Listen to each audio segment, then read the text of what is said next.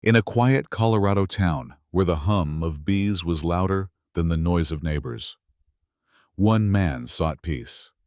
But when his honey started disappearing, and the HOA president across the road got a little too sweet for her own good, a quiet beekeeper decided to let nature speak for him. This isn't just a story about bees. It's about justice, community, and the sting of karma. Noah Fletcher hadn't planned on becoming a beekeeper. After 2 decades as an Air Force mechanic, all he wanted was quiet. He found it in Applewood Ridge, a sleepy Colorado suburb nestled beneath the Rockies, where the mountains held secrets and the wind carried stories. He bought a modest plot of land on the edge of town, built a small cabin with his own hands, and filled the field out back with hives. In the gentle hum of bees, he found something he hadn't even known he was missing: peace. But peace, he'd learned, is fragile. It started small. 6 jars of honey went missing from his roadside stand. Then a 7th. And on the 8th morning, Noah found smeared fingerprints on the glass and sticky boot prints leading off his land, deliberate, bold, as if daring him to notice. He reviewed the footage from the trail cam he kept tucked beneath the old cottonwood. And there she was, Karen Delaney, president of the HOA across the road, designer clothes, wide-brimmed hat, plucking his jars with surgical precision and placing her own labels on them, Karen's Garden Gold. She even had the gall to smile into the camera before walking off. Noah stared at the screen in silence. No anger, no surprise, just the quiet awareness of balance tipping. He had seen worse in war zones, in politics, even in men he once called friends. When pushed, some people snapped, others plotted. But nature, he knew, didn't yell. Nature waited. 2 weeks later, flyers appeared across the neighborhood advertising a honey-tasting brunch at the Applewood Ridge Clubhouse, hosted by none other than Karen Delaney, featuring her signature honey. Noah said nothing. Instead, he went to his hives. Among them was Hive 9, the Stingers, a defensive colony, hyper-alert, aggressive when provoked, not violent, just passionate.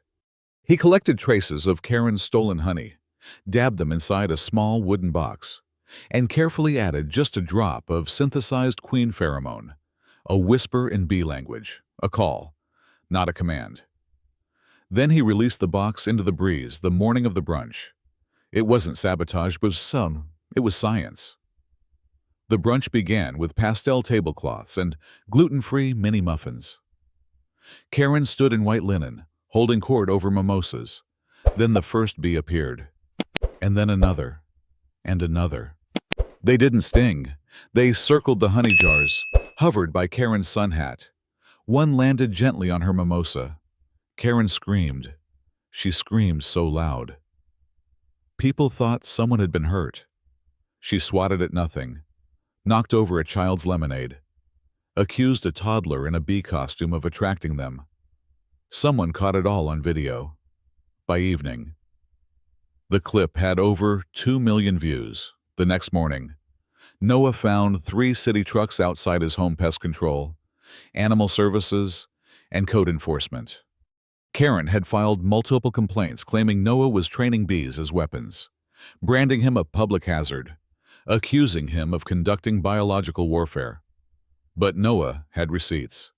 He submitted his trail cam footage, dated labels, inventory logs. He didn't raise his voice or defend his bees.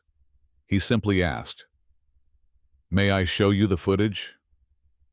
The officers left quietly. The HOA board wasn't so quiet. Publicly embarrassed, privately fuming, they held an emergency meeting.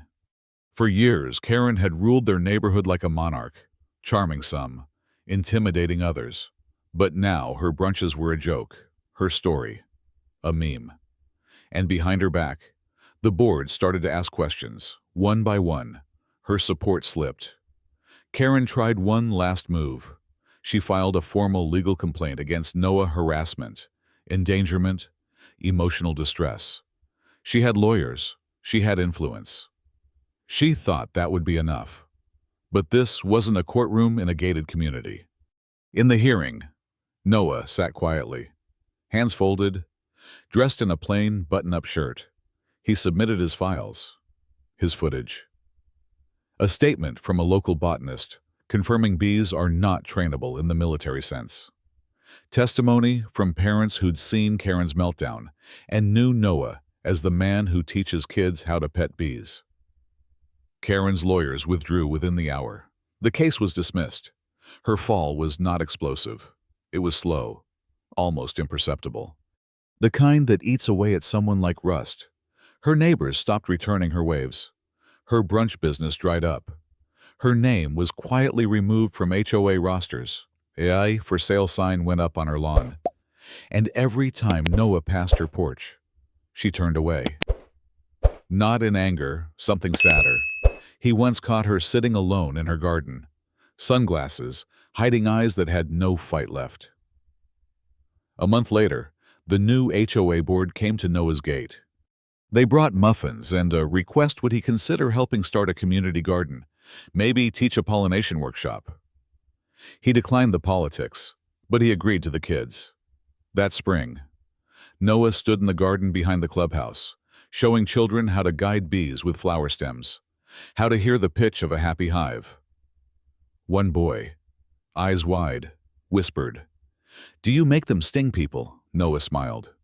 "No," he said, "I give them purpose. They do the rest." At the edge of the garden, a few bees danced between clover blooms, not angry, not vengeful, just doing what they were born to do. Karen left Applewood Ridge quietly. No party, no farewell. She disappeared like a leaf on the wind once loud, now forgotten. Noah's honey stand grew popular. He renamed his best blend Balance. People liked the name, they didn't know its story, but the bees remembered.